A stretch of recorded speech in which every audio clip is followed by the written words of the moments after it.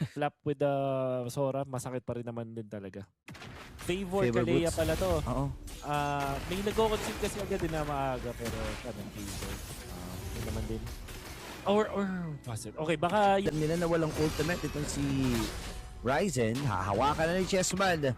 Classic TC Brothers nagalawan. Ferds ngayon. Inaantay niya kung kailan niya hampasin si Chessman at siya'y nagtagumpay doon sa retrihan.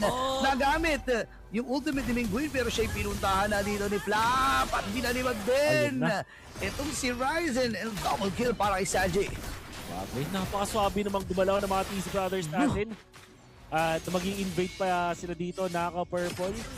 Dito si Kyle na ang agresibo niya maglaro at syempre the Deadly Magic mula kay Ryzen.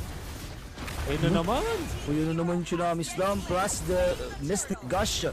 Tagumpay sila sa pag-punish dito kay Super Marco. Second death na yan! At nabigyan at namatay din itong si Carl.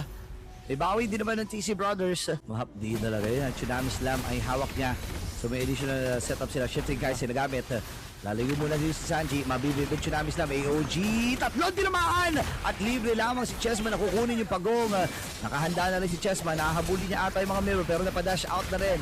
Ito si Chessman. All the roads lead to me. Ay mamamatay! Naku po, napavertical ng dalawa. Pero aabot na pa rin natin siya dito ni Carl. Mamamatay ba dito si Carlito? Yes sir. DMA out para dito kay Carl. Pero inaabangan na pala siya ng mga miyembro dito ng TC Brothers. Sanji makakakuha ng dalawa. Nakabawi din naman si Carl. Pero hahabulin pa rin si Super Marco.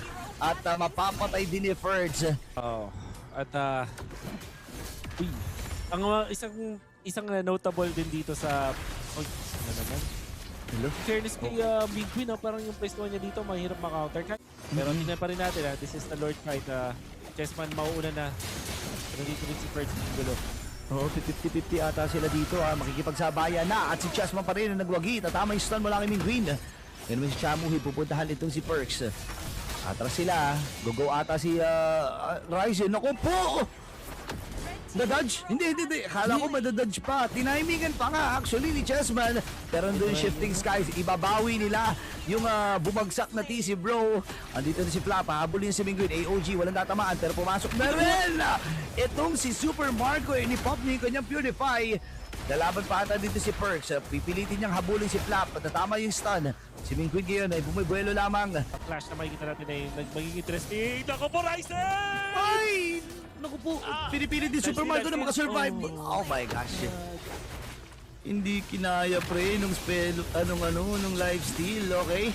Nagamit din yung Shifting Skies pero may isasagot si Mingguin na na ultimate. Ryzen needs to get level 15 though. At yung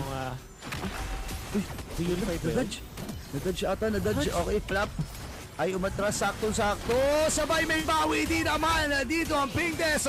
Wala kagad ang jungle ng Pink Death. AOG. Wala natama pero si Cole ngayon ang bibigyan. Kaya lang naka-outplay pa si Cole. Habulin dito ni Cole TC. Babawi ata siya. Kaya lang nabigyan din ng mga miyembro ng Pink Death. Wala ang magkabilang jungle. And si Marco. So sila sa kanilang plano. Yung middle. Pipilitin nilang protektahan at hindi nila maaawat. Ito, Ferds ngayon na magiginig sa target nila. Free hit lang. Si Super Marco, andun na rin yung Blazing Duet. Pero nabit-bit si Cal. Wala siyang pantakas. Ladies and gentlemen, alam nila kasi flicker lang ang hawak niyan eh.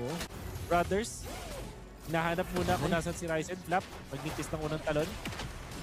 Okay, na? hindi ata makakalapit. Tingnan natin ay hindi umabot.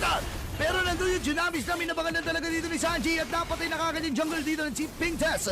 Habang si Perks ang hinahabol, mamamatay din si Flap pero may bawi din naman si Chessman. Nakadalawa na siya. Talagang i-dodge yun eh. Kung mabilis ang daliri mo, no?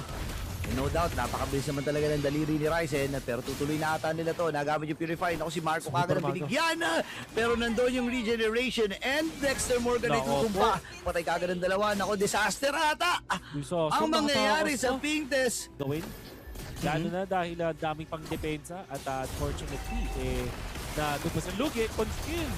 Grabe ka na, unbreakable 20. Naku, nabitbit din naman at nakabawi.